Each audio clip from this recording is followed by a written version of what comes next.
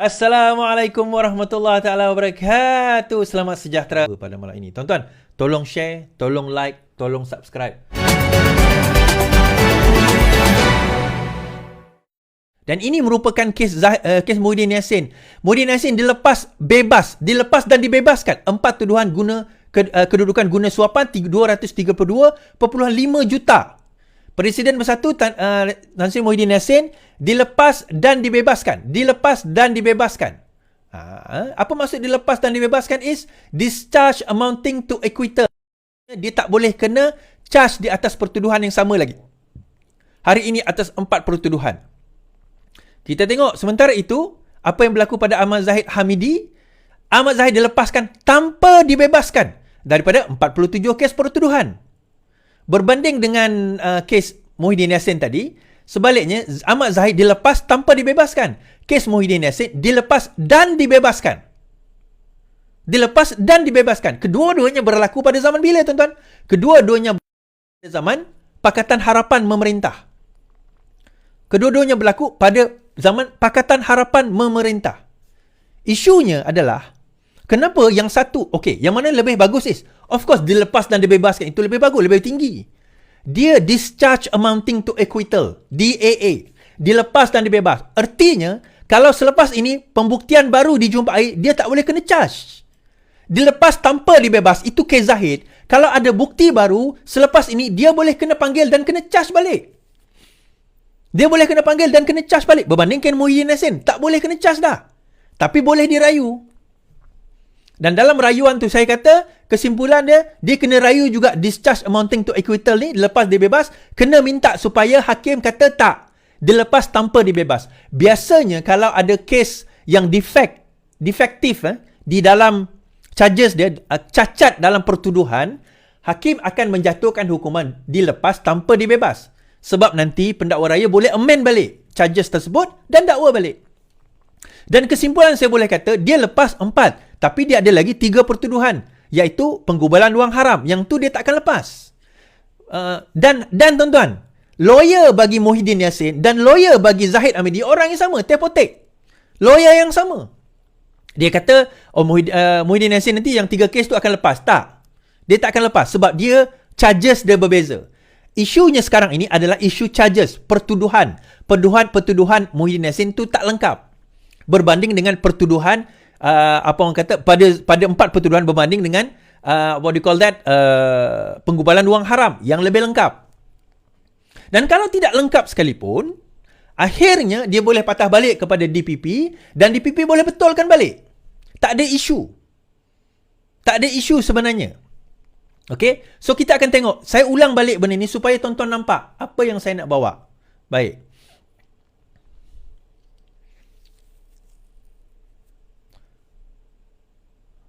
Okey.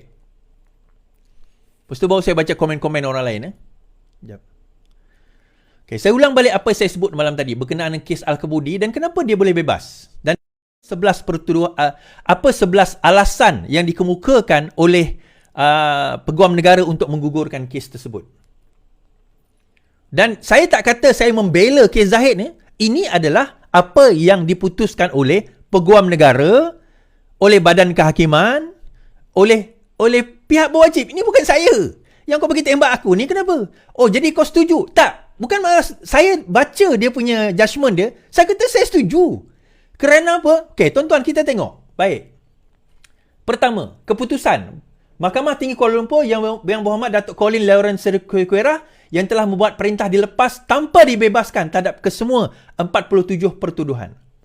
Gambaran tindakan. Dalam keterangan bersumpah di dalam mahkamah, beliau, Zahid, mengatakan bahawa Tun Mahathir, Perdana Menteri Malaysia pada ketika itu, telah memanggil Zahid dan memberi arahan dengan nada yang tegas kepada anak guam kami untuk membubarkan UMNO atau dia akan menerima sebarang akibat sekiranya arahan Mahathir tidak dipatuhi.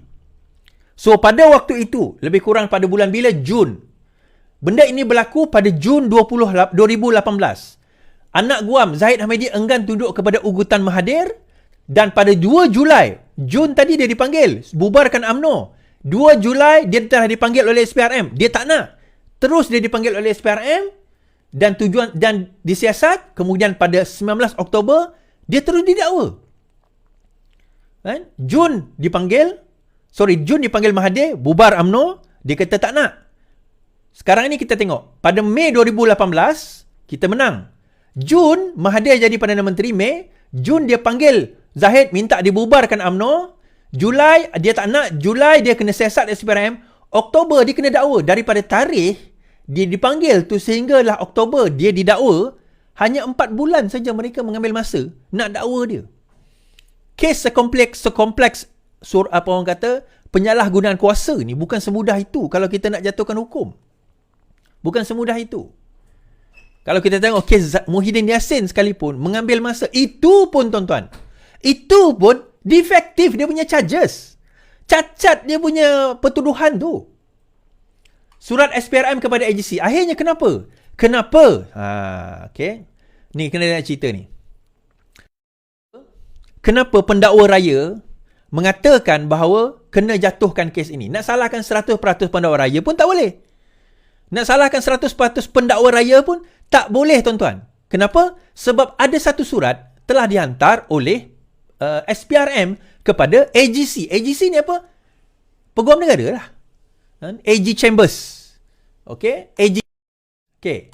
Pada bila? 20 Februari. SPRM menyatakan, SPRM berpendapat bahawa penting untuk siasatan lanjut dibuat agar kes pendakwaan lebih kukuh, dan SPRM sudah pun mula mendapatkan petunjuk-petunjuk dan bukti-bukti baharu. Petunjuk-petunjuk dan bukti-bukti baharu. Siasatan yang lebih menyeluruh adalah amat penting agar pasukan penyiasat dan pihak pendakwaan tidak dikecam oleh orang awam dan dituduh melakukan pendakwaan terpilih, selective prosecution. Terutama selepas kes baru-baru ini terhadap Tan Sri Shahir Samad, di mana pegawai penyiasat telah mengaku di mahkamah semasa disoal balas sewaktu perbicaraan bahawa pertuduhan telah dikemukakan sebelum siasatan lengkap sebagaimana yang telah berlaku dalam tindakan mahkamah tersebut. Dalam kes Tan Sri Shahir, dia adalah dituduh sebelum siasatan lengkap. Siasatan yang tidak lengkap ini telah menyebabkan reputasi SPRM selaku pasukan penyiasat dan Jabatan Perdana Negara selaku pasukan pendakwaan tercemar di mata masyarakat. Demi menjaga nama baik dan reputasi kedua-dua agensi, wujud keperluan untuk proses merekodkan beberapa keterangan daripada saksi-saksi dan mengumpulkan lagi bukti-bukti bagi mengesahkan petunjuk-petunjuk yang SPRM perolehi sebelum ini dilakukan. Dan SPRM memberi jaminan kepada peguam negara bahawa akan dijalankan secara menyeluruh tanpa rasa takut dan pilih kasih, no fear or favor, serta lebih objektif. Sehingga ke akar umbi, no stones will be left unturned, akan dijalankan. No stones will be left. Okay? Dalam menjalankan siasatan tersebut. Bermaksud apa, tuan-tuan? Bermakna dalam penyiasatan yang berlaku ni, dia ambil contoh Tan Sri Shahir Samad punya kes yang dikatakan ada kes salah guna kuasa. Dalam kes tersebut, badan penyiasat, ada seorang pegawai penyiasat ditanya, adakah kamu telah mendakwa sebelum kes ini habis disiasat? Dia kata, ya. So, bagaimana pendakwaan itu terlalu tergesa-gesa, sedangkan kes itu masih lagi belum habis disiasat? Saya kata ini berbalik kepada Tun Mahathir Mohamad. Sewaktu dia menjadi Perdana Menteri, taktik ini digunakan oleh dia dan Bersatu untuk nak menjatuhkan UMNO pada waktu itu dan memastikan UMNO terus berkubur. Tuan-tuan, dia macam ni. Kita bercakap soal reformasi dan keadilan. Parti kita sendiri pun nama keadilan. Bila kita adil, tuan-tuan, kita kena adil pada semua orang, termasuk musuh kita. UMNO itu musuh kita. Tapi perlu tak kita berlaku adil kepada dia? Ya, kita perlu berlaku adil kepada dia. Dan saya bawakan, tuan-tuan, buktinya bahawa saya tak pernah, orang kata apa, berat sebelah dalam mengemukakan pendapat saya. Kalau saya kata bahawa benda itu benar, saya kata benda itu benar. Kalau saya kata benda itu tidak benar, saya kata benda itu tidak benar. Dan benda ini saya buktikan pada tahun 2022. Apabila satu lagi kes Zahid melibatkan lebih 40 juga kes dikatakan rasuah dan salah guna kuasa oleh Zahid Hamidi pada waktu itu. Saya antara orang yang menganalisa keputusan UKSB. UKSB pada waktu itu, kalau tuan-tuan ingat lagi, UKSB, di mana dalam UKSB beliau didapati beliau didapati tidak bersalah. Tidak ada prima facie. Bukan tidak bersalah. Tidak ada prima facie kepada kes tersebut. So, saya analyse pada waktu itu. Kenapa tak ada prima facie? Apa yang menyebabkan kes Zahid sampai tak ada prima facie? So, saya pun menganalisa dan saya buat video saya pada waktu itu dan tuan-tuan boleh view video saya sebenarnya. Baik, saya tunjukkan video tersebut. Mari kita sama.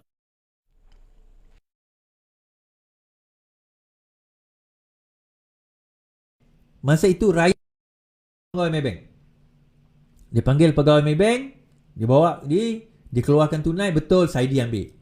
Saidi bawa, orang yang Saidi bawa tu dipanggil jadi saksi, yang saksi bawa duit tu.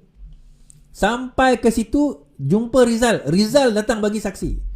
Dalam kes 1.5 juta, dia orang ada di dalam rumah Rosmah di Langgak Duta. Dia orang letak beg. Masa itu Ryan pergi ambil gambar beg tersebut. So, dan memang adalah, maksudnya pembuktian itu ada. Tetapi dalam kes ini, hakim kata, saya baca penghakiman dia kata, hakim kata, tiada rakaman CCTV dikemukakan di mahkamah. Pemandu tidak dipanggil, driver dia. Pengawal tidak dipanggil. Kan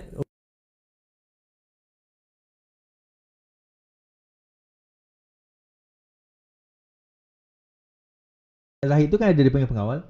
Anggota polis tidak dipanggil. Slip transaksi touch and go tidak dikemukakan. Log panggilan telefon dan mesej kepada Zahid juga tidak dikeluarkan, katanya.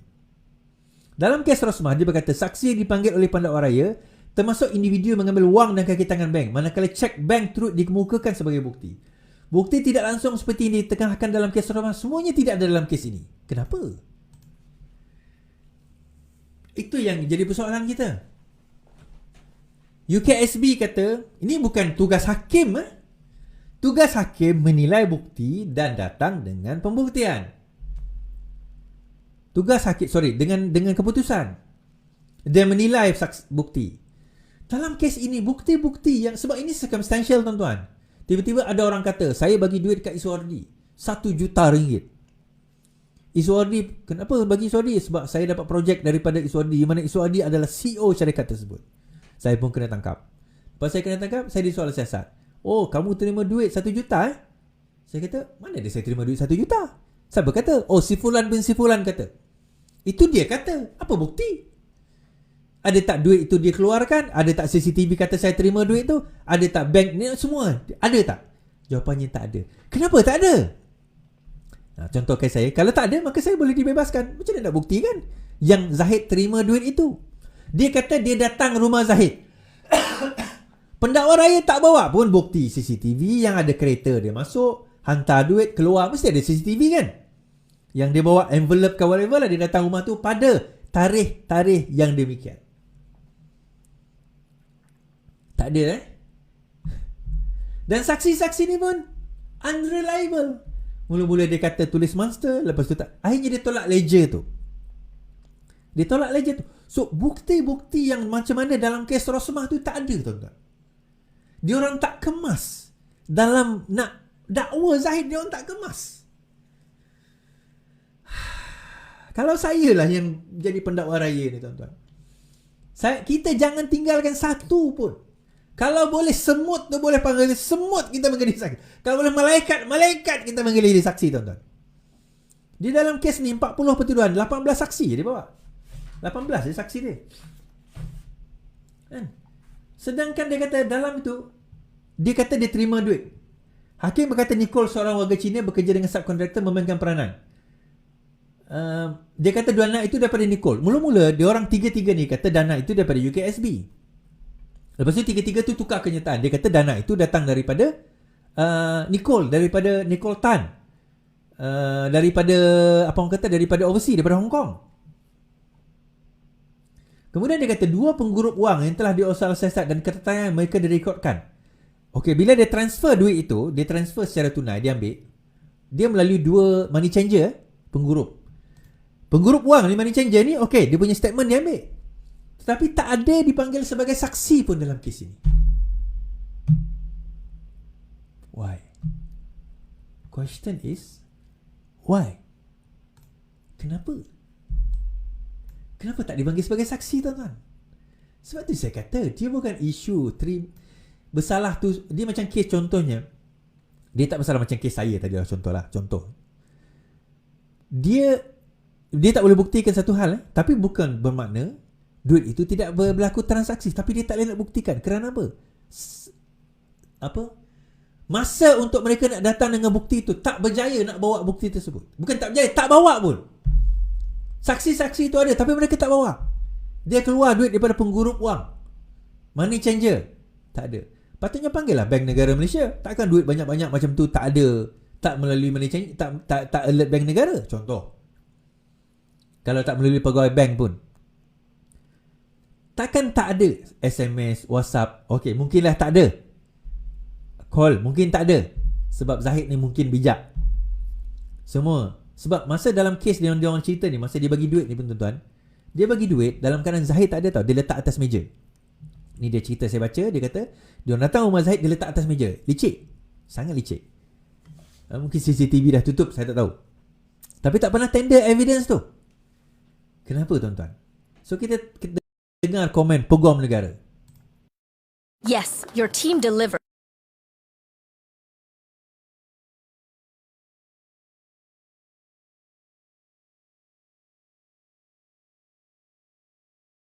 Baik. Ini kes saya komen, kes Zahid tahun 2022, 24 September, 21 September beliau dibebaskan.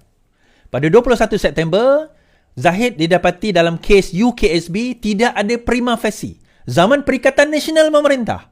Pada zaman itu, UMNO bersama dengan Kerajaan Perikatan Nasional membentuk kerajaan pengkhianat pada waktu itu. Adakah saya emosional kerana PN membebaskan Zahid?